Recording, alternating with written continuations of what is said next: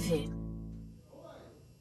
Alô pessoal, bem-vindos a mais um Ed News na TV, que tem o patrocínio da AltV, a primeira televisão por internet no Brasil. Agora que a gente está ouvindo tanta coisa sobre TV por internet, caso típico de Netflix, Hulu, entre outras, a gente fica bem orgulhoso disso. E também que temos o apoio da produtora de conteúdo Infinity. O programa de hoje muito legal, um ex-aluno da Escola Superior de Propaganda e Marketing, hoje professor, né? Nós vamos entrevistar o Paulo André Bioni.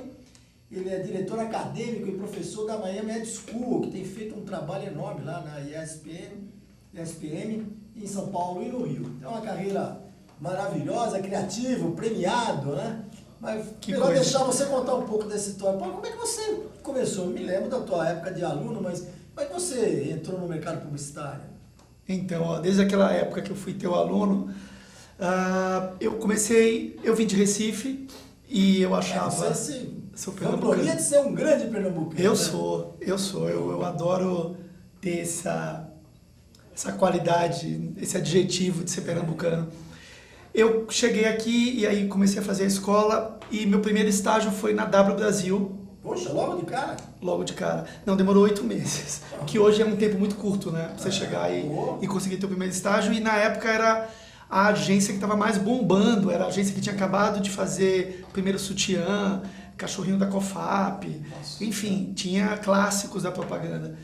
E aí eu fiz estágio lá, depois eu fui para uma empresa muito iniciante, que era do Luiz Lara e do Stalimir, que era Lara Stalimir. Lara Stalimir. Foi acho que o primeiro projeto solo do Luiz Lara, e foi com o Stalimir. E aí eu fui para lá, de lá eu fui contratado para a Ogilvy, fiquei na Ogilvy um tempo, e aí fui para Talent. E aí, só boas agências. E na Talent eu fiquei 9 anos na Talent. E voltei para a W Brasil, fiquei um tempo lá na W. E depois a Talent me convidou para ser diretor de criação na QG, que era uma agência na época da Talent, do Paulo Zoega. Amigão meu.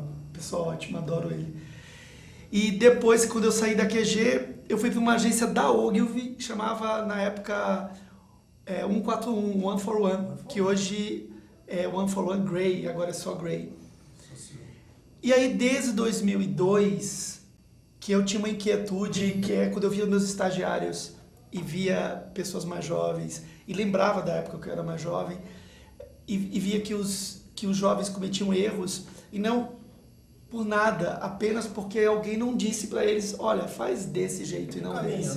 Né? Então eu achava que eu olhava aqueles estagiários que eu chamo de ingênuos, cometendo uns erros que poderiam ser facilmente corrigidos.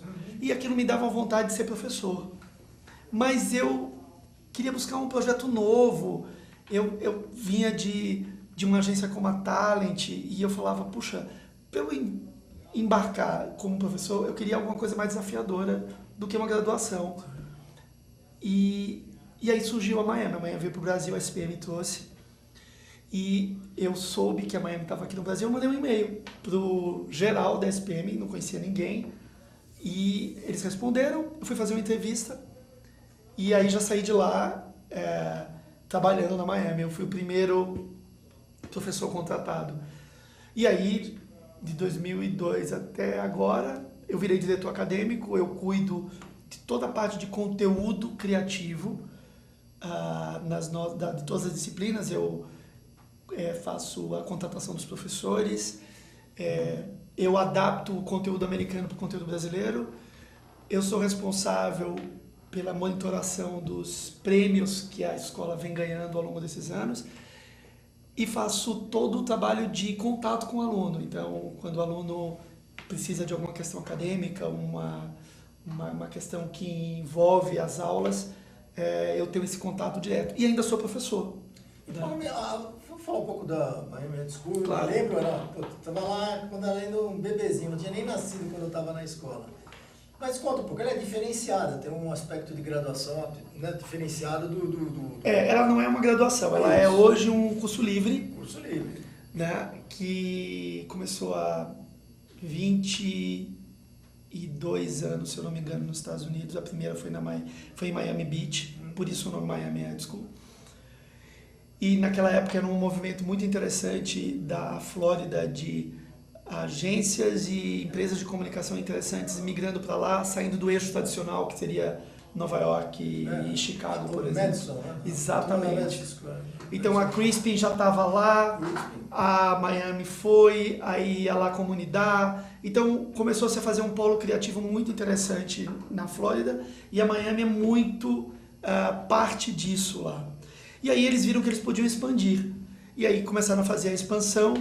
A Miami veio para o Brasil, depois ela foi para a Europa. Hoje a gente tem, no Brasil é Rio e São Paulo, na América Latina é Buenos Aires, depois a gente tem México, nos Estados Unidos é Miami, Nova York, São Francisco, Chicago, na Europa é Madrid, Berlim, Hamburgo. A gente também tem Mumbai na Índia, a gente tem na Turquia, a gente tem Sydney na Austrália. E é um curso livre, porque o desenho acadêmico do curso vem dos Estados Unidos, o curso é o mesmo em qualquer parte do mundo. Isso permite o aluno viajar pelo mundo durante o programa, isso é incrível. Eu tenho alunos na Austrália, eu tenho alunos em Paris, eu tenho alunos nos Estados Unidos, como parte do programa da escola. Então isso é muito interessante porque dá uma vivência muito grande para eles, né? E a questão do curso livre permite a gente montar o curso sem nenhuma camisa de força. Então a gente pode desenhar... Não responde que nem que tem coisas obrigatórias. Eu não tenho coisas obrigatórias. Os Estados Unidos dão uma liberdade para a gente adaptar à realidade brasileira. Então a gente pega a visão hoje que o mercado americano tem do mundo, trazemos para esse aluno ter contato com isso, e a gente faz as adaptações do que o mercado brasileiro necessita.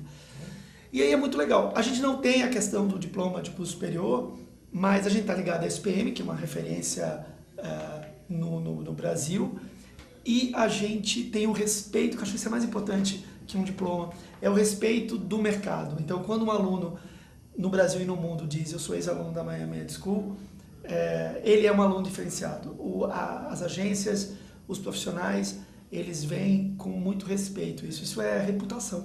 Eu acho que reputação é maior que diploma. É verdade. E a propósito, só para fazer um histórico aqui, a gente lembrar, a Escola Superior de Propaganda e Marketing também começou. Exatamente, desde os mesmos princípios. A propósito, não tinha nem o M, chamava ESP, Escola Superior de Propaganda, foi criada no MASP. No MASP. É linda essa história. Era 7 de abril, 230, onde eram os diários associados. Exatamente. Chateaubriand e sua turma lá, né? Então, acho que tem Claro, tem um DNA aí curioso, conversando, né? sim. Você pode, sim, fazer um bom proveito, não é o diploma que vai dar para você, é simplesmente a base. Que cursos um profissional pode fazer lá na Miami Ed School? Olha só, a gente tem os cursos de formação, que são os cursos de 2 anos, que eu digo muito que é mais do que um curso, é uma experiência transformadora. Porque você tem 2 anos se preparando para ser um criativo, seja um redator, um diretor de arte ou um designer. Durante esses 2 anos você vai trabalhar muito, como se você estivesse no mundo real. Você vai ter uma network com os melhores criativos do mercado. Hoje a gente tem professores da Finasca, da Thompson, da Talent, da UMAP, da FCB, da Liu Lara. Que sempre foi um diferencial da própria escola. Sim, né? sempre foi. Ter profissionais. Exatamente. Né? Ensinando pessoas que serão profissionais. Exatamente, né? Sempre foi. Eu acho que as duas marcas, elas conversam muito enquanto objetivos e DNAs. E aí esse aluno, ele tem essa network maravilhosa, ele tem a possibilidade de ter o trabalho dele numa exposição de mundo. Hoje a gente acabou de ganhar o Clio, é o 6º Clio que a gente ganha na escola no Brasil. Então isso dá ao aluno um carimbo no portfólio dele de trabalho de qualidade. Esse aluno vai poder estagiar em agências no Brasil, que a gente tem uma parceria. Hoje são 24 agências que abrem vagas para estagiários da Miami. E a gente tem também os estágios no mundo. São mais de 50 agências, incluindo Crispin Internacional, Droga5, Saatchi & Saatchi, Ogilvy Paris. Então, e um portfólio. Então, esse aluno sai com esses 2 anos vivendo tudo isso. Então, ele entra no mercado muito preparado, muito diferenciado. Então, por isso mesmo é muito desejado. Pra você ter uma ideia, hoje, meu índice de empregabilidade é 98%. É muito alto. É né? muito alto. E se tratando de um mercado restrito, né? É muito alto. E a gente vive hoje um fenômeno muito interessante. Como as agências, o dinheiro diminuiu, eles ainda, mas o trabalho não, o trabalho continua grande. Sempre. Eles cada vez mais precisam readequar o momento financeiro diante de contratações. E aí, um jovem muito preparado e que ainda num salário muito acessível, ele é muito desejado hoje. Com certeza. Então, o circular dos meus alunos nas agências hoje é um circular muito intenso por tudo que a gente está vivendo e por ser ele quem ele é. Né? Você falou um fato muito importante. A gente vem comentando no Ed News, aqui também no Ed News na TV, uma real transformação do segmento das agências de propaganda. Sim, né? com Aquela certeza. saída da Madison, né? Para outro, Minneapolis e principalmente em Flórida. Né? Você Exatamente. citou a Crispin, né? Você citou A Wide também em Portland. A Wide, também que está aqui no Brasil. Você também citou a Droga 5. São empresas que não seguem um modelo, daquele modelo tradicional. No Sim. Brasil, nós ainda seguimos muito do modelo tradicional, até porque toda a estrutura, né, está mantida no processo da utilização dos veículos de comunicação para remuneração, coisas que essas agências não fazem. Como é que você vê isso? E como é que os teus alunos percebem isso? Nós vamos mudar esse modelo? A gente vai ser essa coisa de vender de criação, porque o que eles vendem hoje basicamente é criação, não tem nem mídia Sim. dentro do departamento da agência, né? É um serviço absolutamente à parte, é basicamente planejamento e criação de ideia. Como é que você vê isso? Você está se preparando esses seus alunos? Porque me preocupa um pouco, Paulo, me dá uma sensação de que a gente ainda continua ensinando aquele modelo antigo nas escolas tradicionais, né? Então, eu acho assim, eu acho que o modelo brasileiro ele ainda está em evolução, e acho que como todos os mercados. Só que a gente está num estágio que é particular nosso, que é diferente dos Estados Unidos, que já andou muito. Né? Eu sempre digo assim, eu acho o mercado americano um mercado maduro, e acho que a gente é um mercado em desenvolvimento ainda. Eu acho que a gente tem muita coisa para fazer. Mas a gente já é uma potência, né? Se a gente for fazer ranqueamento de prêmios, a gente está sempre entre os 5 primeiros. Né? E acho que a qualidade do criativo brasileiro, eu acho que hoje, eu tenho brincado muito com isso, teve uma época das modelos brasileiras, né? E hoje o boom é os criativos brasileiros, que são um material de exportação de primeiro mundo. Vários colegas aí pelo exterior. Então, assim, o que eu acho hoje, acho que a gente ainda é dependente de um modelo tradicional, mas eu acho que é um mercado em evolução que não pode fugir nem virar as costas para um mercado novo que está aparecendo, tanto agências quanto clientes. Então, é uma coisa que está batendo na porta e você não tem como evitar. Então, vai haver aí, acho que um ajustamento, uma evolução do modelo de remuneração que a gente tem hoje, que é o modelo principal, e eu acho que o mercado vai se educar a entender que a gente remunera de várias formas. Porque quando você me falou, essas agências têm modelos onde a mídia não tem essa força, às vezes não tem mídia nem lá. Não tem. Então eles premiam projetos e premiam a ideia. E paga pela ideia. Mas no mercado, mesmo no mercado como os Estados Unidos, que já tem esses novos modelos consolidados, ainda tem os full services. Nunca o Super Bowl faturou tanto. A televisão hoje, ela se reinventou com seriados e com novas formas como Netflix. Mas assim, existe ali um mercado que tem para todo mundo. E eu acho que a gente vai caminhar para ter esse novo mundo melhor valorizado e melhor pago, mas a gente vai ter sempre o modelo convivendo todo mundo. Eu acho que não vai ter um superior ao outro, acho que vai equilibrar. Eu concordo com você. A única coisa, só para a gente afinar claro. a história, é que tem um processo que aparentemente para o cliente, eu converso muito com anunciantes, aparentemente ele pensa que não paga o trabalho da agência, porque está atrelado ao comissionamento do veículo. Exatamente. Aí quando você fala, não, mas a internet não paga a comissão. Então tudo da internet o cliente tem que pagar do bolso, vamos chamar. Ou ele quer que aí ele fala, vai embutir na mídia. mídia. Ele fala, não, eu não vou pagar, eu já não pago a outra, televisão, rádio, jornal, revista. Eu não pago, agora você vai me fazer eu pagar. Então, aparentemente cria assim, um processo antagônico, né? Claro, fala, com certeza. A internet dá trabalho. Sim. E eu não ganho. Né? E nem sempre é uma coisa... As pessoas têm uma ideia errônea que, no geral, que a internet é uma coisa barata, uma coisa que tem que ser uma coisinha meio amadora e doméstica, quando hoje os trabalhos mais sofisticados estão vindo da internet, estão vindo da era digital. Sem dúvida. E a esse ponto, como é que os seus alunos estão sendo preparados? Por exemplo,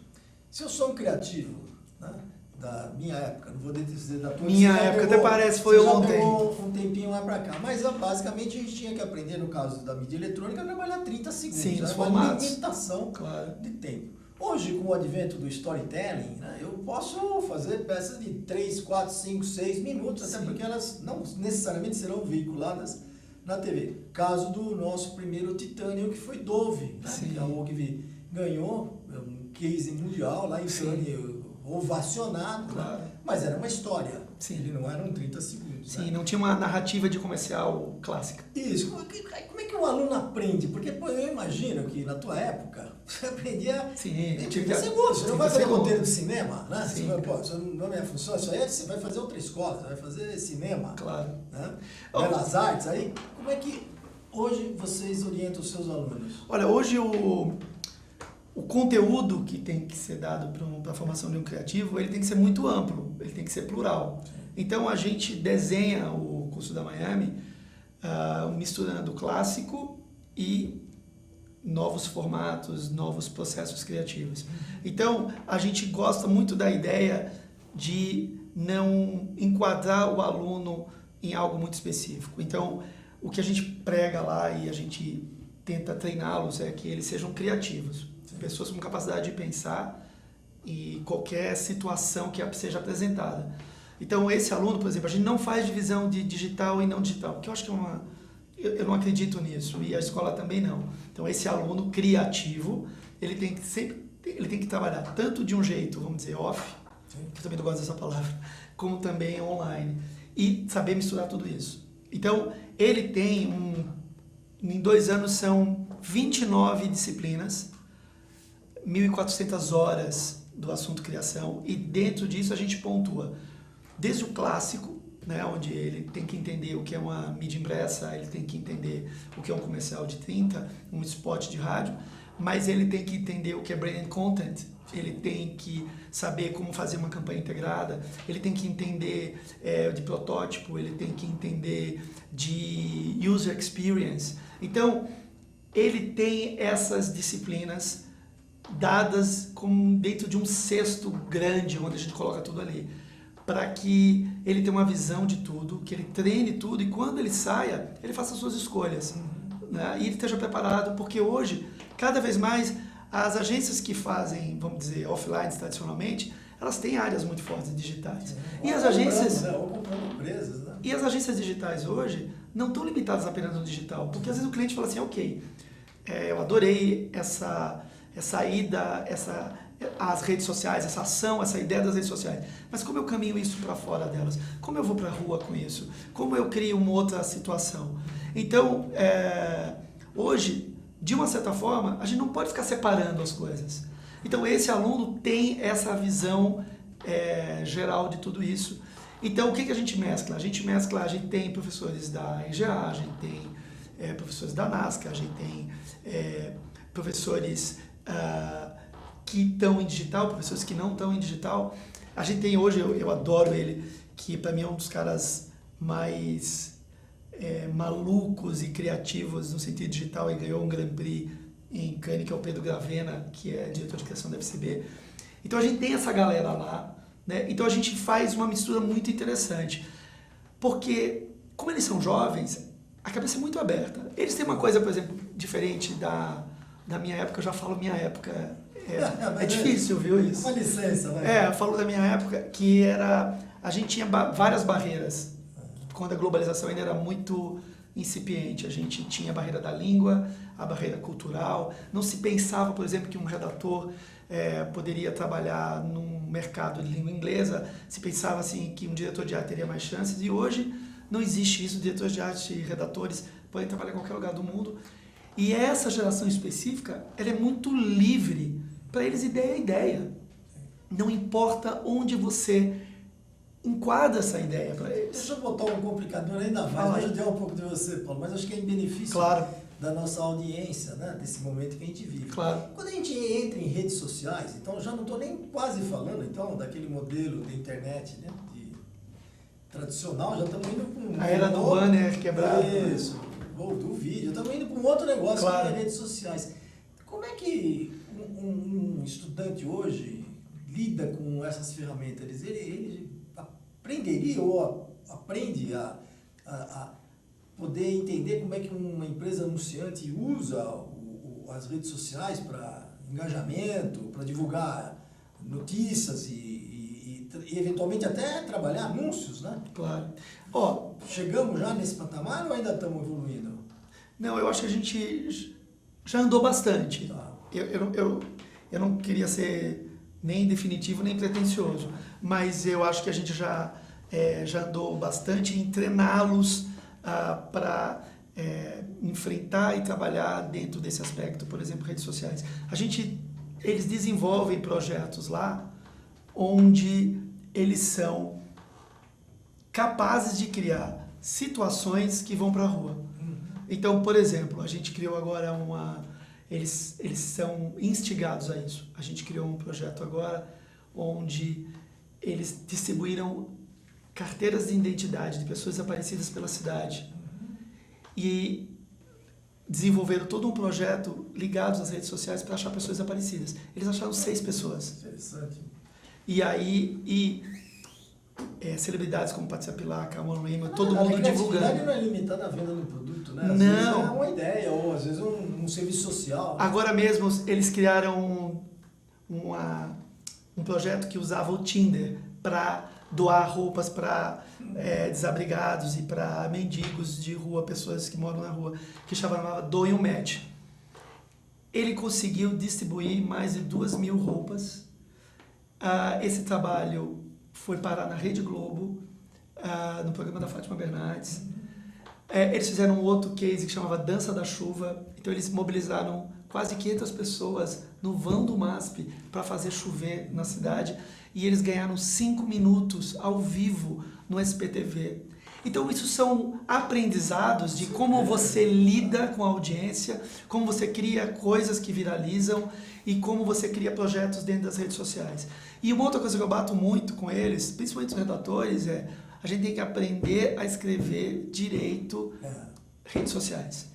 E eu acho que a gente pode aprender no craft da redação fazer grandes posts, porque para mim os posts hoje, eu e vários criativos, são os novos outdoors. Você tem um espaço pequeno, você tem que ser criativo. Você tem que ser criativo. E eu acho que essa nova geração que nasceu no digital, eles têm que, eu acho que falta uma preparação, então eu me preocupo muito com isso, que o redator de redes sociais, ele tem que ter uma escola de títulos boa, ele tem que ter uma escola de construção de uma frase, de um raciocínio bem feito, senão é só postar coisas. E eu acho que a gente já está passando, assim, a internet já chegou no limite de que qualquer coisa que você escreva, ou sem ter uma inteligência ali, que a gente via, por exemplo, no aprendizado do offline. Então hoje eu olho, e tem algumas máquinas que fazem isso brilhantemente, e outras fazem nas coxas, que é que ideia e que raciocínio você constrói, tanto em redes sociais como Facebook ou redes sociais como Instagram, como você conversa. E esse raciocínio criativo, a gente faz eles terem. Então isso é muito legal. Muito bom. Bom, queria te agradecer, Paulo. A gente vai ficar aqui um dia inteiro. Nossa, muito! Uma delícia te rever. Muito gostoso também de te rever e de saber que você está construindo uma coisa muito nova e importante. Parece assim um tipo de um resgate. Não estou querendo criar nenhum demérito para o tradicional. Lógico que não. Acadêmico. Mas não, a gente sim. percebe, né, em geral, que as escolas precisam de ter um passo à frente Que saia esse passo você está conduzindo, que é muito bom. A gente vai testando isso e vai acompanhando e vamos conversando aqui, né? Maravilha. Queria agradecer também a audiência de todos vocês. Lembrar que o Ed News na TV tem o patrocínio da AltV, a primeira televisão por internet do Brasil, e que também conta com o apoio da produtora de conteúdo Infinity. Muito obrigado e até o próximo programa.